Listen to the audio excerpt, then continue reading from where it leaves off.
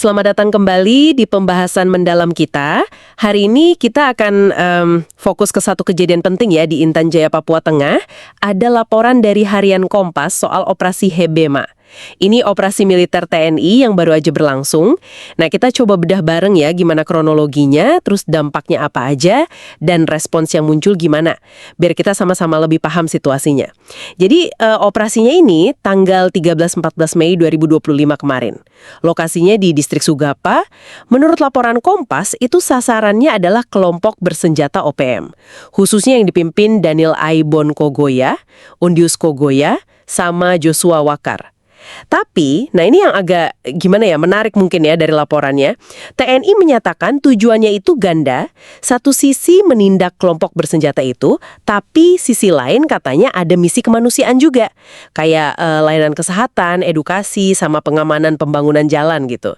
Ini penting buat kita catat di awal nih. Terus, situasinya memanas pas ada kontak tembak. Nah, dari sisi TNI, mereka klaim 18 anggota kelompok bersenjata itu tewas. Mereka juga laporkan ada penyitaan barang bukti, ada senjata api, AK-47 disebut, terus ada rakitan juga. Selain itu, amunisi, panah, bahkan bendera bintang kejora juga disita. Simbol yang, ya Anda tahulah punya arti penting buat sebagian kalangan di sana. Betul. Tapi laporan Kompas itu juga menyoroti sisi lain yang ya krusial banget. Ada laporan korban jiwa dari warga sipil. Awalnya nih, Pemkab Intan Jaya itu melaporkan ada 5 nama yang ditemukan meninggal.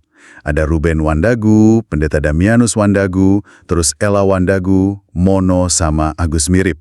Tapi, nah ini ada update penting, setelah diverifikasi lagi, nama Agus Mirip ini ternyata dikonfirmasi bagian dari kelompok bersenjata. Ini nunjukin ya betapa rumitnya dapat info yang benar-benar valid di lapangan. Apalagi pas konflik gini kan.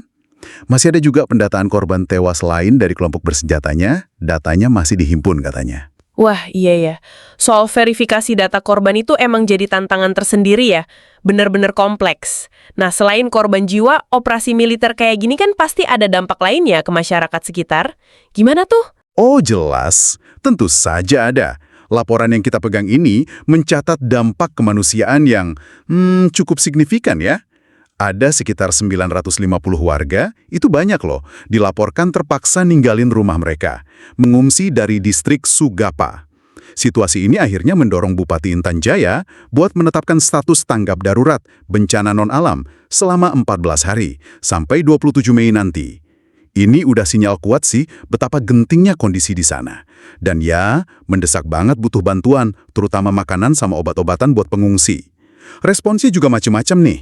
Dari TPNPB, Tentara Pembebasan Nasional Papua Barat, itu jubirnya Sebi Sambo bilang belum bisa kasih info lengkap.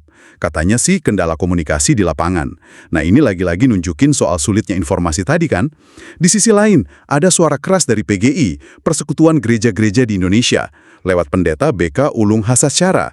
Mereka ini mendesak banyak pihak, mulai dari Presiden, Panglima TNI, Kapolri, bahkan sampai ke pimpinan TPNPB sendiri. Desakannya apa? Ya supaya segera hentikan aksi militer yang dekat pemukiman warga. Tujuannya jelas banget, cegah korban sipil lagi dan dorong dialog.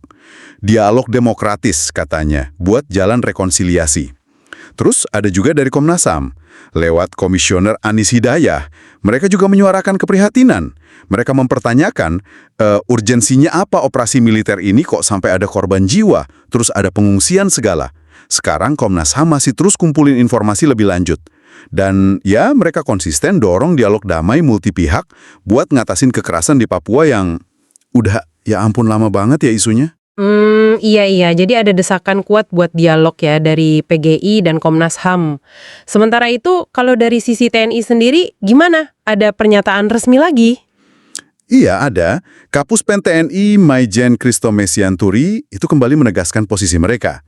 Beliau bilang, operasi ini tujuannya ya melindungi masyarakat dari gangguan kelompok bersenjata, sekaligus menjamin keamanan pembangunan, kayak jalan ke Hitadipa itu.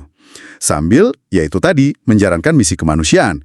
Jadi ada klaim perlindungan masyarakat juga dari sisi mereka. Oke. Coba kita rangkum sedikit ya dari apa yang udah kita bahas tadi.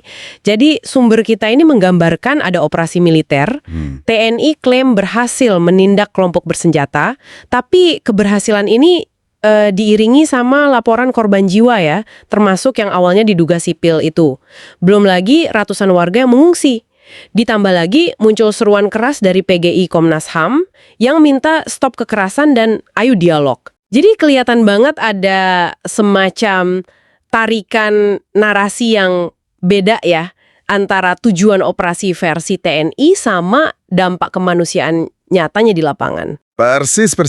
Kompleksitasnya di situ. Klaim keamanan versus dampak kemanusiaan yang nyata. Sulitnya verifikasi info di lapangan.